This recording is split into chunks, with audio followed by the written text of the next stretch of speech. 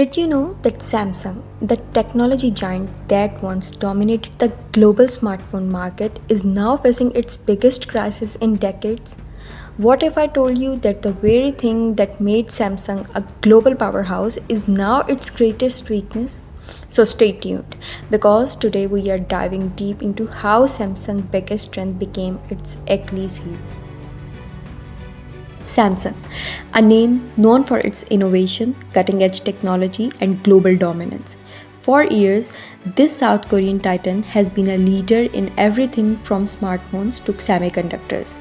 But behind the glitz and glamours of its success lies a growing crisis, one that threatens to shake the company to its core.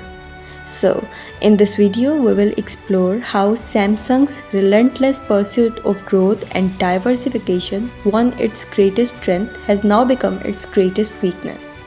We will break down the key factors driving this crisis, analyze what it means for the future of the company, and ask the critical questions: can Samsung adapt or is it too late? Let's start at the beginning. Samsung rise to the top was nothing short of a spectacular. Founded in 1938 as a small trading company, Samsung then transformed itself into a global tech giant by 2000s, and its secret is diversification. Samsung didn't just make smartphones, it also made TV, washing machines, memory chips, and even ships. This diversification allowed Samsung to spread its risk and dominate multiple industries. By 2012, Samsung was the world's largest smartphone maker, dethroning Nokia and Apple. It seemed unstoppable. But here is the twist: this very diversification, which once fueled its growth, is now causing major problems. Samsung's strength has always been its ability to do everything at once. But in today's hyper-competitive tech landscape, that's becoming a liability. Three major problems are there from which Samsung is suffering.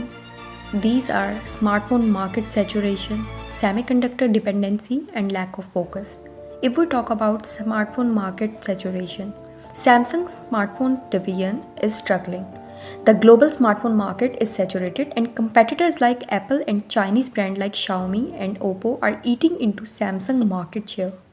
Samsung's strategy of releasing dozens of models every year has led to confusion among consumers and diluted its brand value, and that's the most major problem it is facing. Now, if we talk about its semiconductor dependency, then Samsung semiconductor division has been a cash cow, but it is also highly cyclical. During downturns like the recent global chip shortage, Samsung's profit take a massive hit. Relying too heavily on the volatile sector is risky. And if we talk about lack of focus, with so many divisions, Samsung often struggles to innovate quickly, while Apple focuses on perfecting a few products. Samsung spread itself too thin. This lack of focus has led to missed opportunities in emerging markets like AI and electric vehicles. Here is where things get even more interesting. Samsung is not just a company, it's a symbol of South Korea's economic might.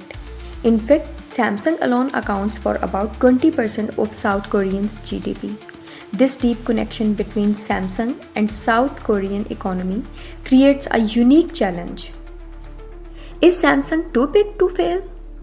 Samsung's sheer size means that any major failure could have catastrophic effects on South Korea's economy. This has led to a culture of risk aversion within the company, stifling innovation. And if we talk about the corporate governance issues, Samsung's leadership has been plagued by scandals, including the imprisonment of its vice chairman Jay Wiley for bribery. These issues have damaged the company's reputation and raised questions about its long-term stability. So what's next for the Samsung? Can it turn things around? Or is this the beginning of the end? Let's talk about these. Samsung must need to streamline its operations, invest in the future, and rebuild the trust. If we talk about streamlining operations, Samsung needs to focus on its core strength and cut back on non-essential divisions. A leaner, more focused Samsung could be more agile and innovative. And if we talk about investing in the future, Samsung must double down on emerging technologies like AI, 5G, and electric vehicles.